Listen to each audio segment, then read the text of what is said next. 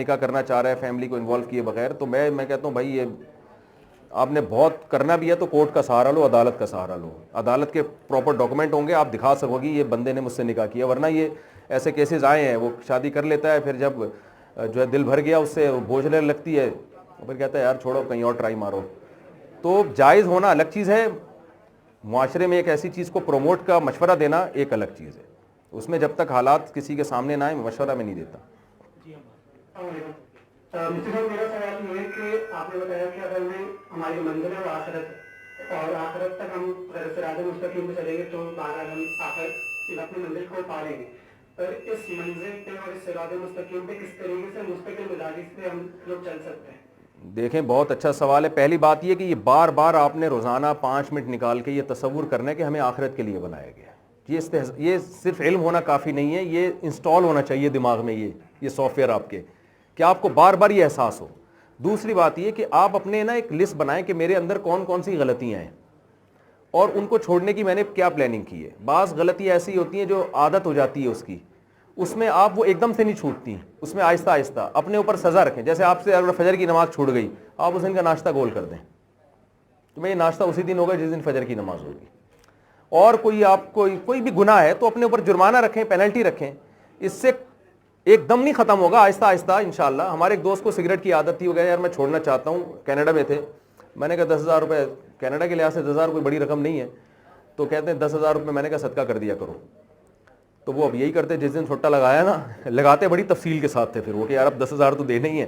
پوری سگریٹ ختم کر کے 10,000 روپے صدقہ کرتے کرتے انہوں نے کہا یار پہلے میں اگر اتنی پیتا تھا تو آدھی ہو گئی. پھر اب کہتے ہیں کبھی بہت ہی دماغ خراب ہوتا ہے تو پھر میں نے کہا کہ اب آپ کی عادت چونکہ ختم ہو گئی ہے, اب آپ 10 کے 20 کر دیں, یعنی پھر وہ سزا آپ بڑھاتے چلے جائیں. کیونکہ پہلے سزا بڑھا دیں گے نا تو پھر عمل نہیں ہوگا اس سزا پہ. تو سزا اتنی کم بھی نہیں ہونی چاہیے کہ اس کے پتہ ہی نہ چلے کہ 5 روپے تو یار چلو روزانہ نکال دو, نہ اتنی زیادہ ہونی چاہیے کہ سزا ہی نہ دی جا سکے آپ سے. تو تھوڑی ہو, پھر جیسے جیسے آپ سے گناہ کی عادت کم ہوتی چلی جائے اس سزا کو آپ بڑھائیں. تو یہ بہت بہترین طریقہ ہے اپنے آپ کو برائی چھڑوانے کا. ایک سوال ہے کہ شادی سے پہلے محبت کرنا چاہے. ایک صاحب نے مجھ سے کہا کہ محبت کی شادیاں ناکام ہوتی ہیں. میں نے کہا پھر نفرت کی کامیاب ہوتی ہوں گی. آئی ہیٹ یو, پھر پیغام بھیج دیا. محبت کرنا الگ چیز ہے, محبت ہو جانا الگ چیز ہے. باقاعدہ ڈیٹیں مار مار کے سیٹنگیں کر کے محبت کرنا یہ تو اللیگل ہے, شریعت میں ناجائز ہے یہ. تو آپ کو ہو گئی ہے تو پھر پیغام بھیجیں. وہ تو حدیث میں آتا ہے لن تری للمتحابین مثل النکاح, آپ دو محبت کرنے والوں میں نکاح سے بہتر کوئی چیز نہیں پاؤ گے. ہو جائے تو کر لیں, گھر والے نہیں کروائیں تو کر لیں. میں نے جو 3 شادیاں کی گھر والوں سے پوچھ کے تھوڑی کی ہیں. میرے والدہ بھی راضی نہیں تھی, والد بھی راضی نہیں تھے.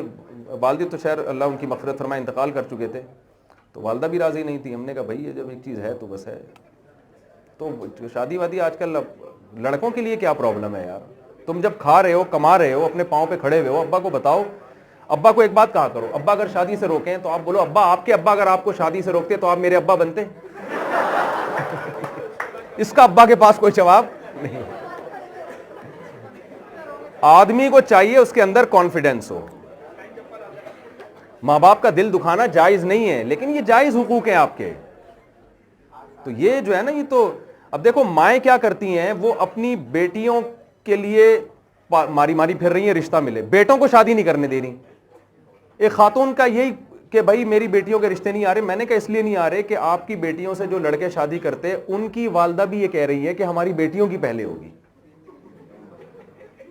تو سب اپنی بیٹیوں کی چکر میں بیٹوں کا بیڑا غرق کر رہے ہیں, اور بیٹوں کا بیڑا غرق ہونے سے کیا ہو رہا ہے, وہ نہیں کر رہے تو کسی کی بھی بیٹیاں نہیں, کوئی نمٹا ہی نہیں چاہتے. پاگل پنے والی بات ہے بھائی. سب کو آزادی دے دو, آسان بنا دو, تو سب نمٹ جائیں گے انشاءاللہ, سب نمٹ جائیں گے. اتنا ٹینشن والا کام نہیں ہے, اس کو نہیں بناؤ, اور تھوڑا بہادری دکھاؤ اس میں.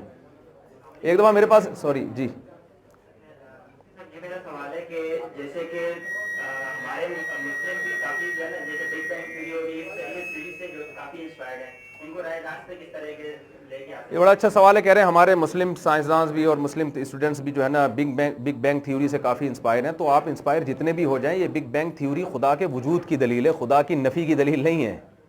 سمجھ رہے ہیں؟ بگ بینگ تھیوری جو ہے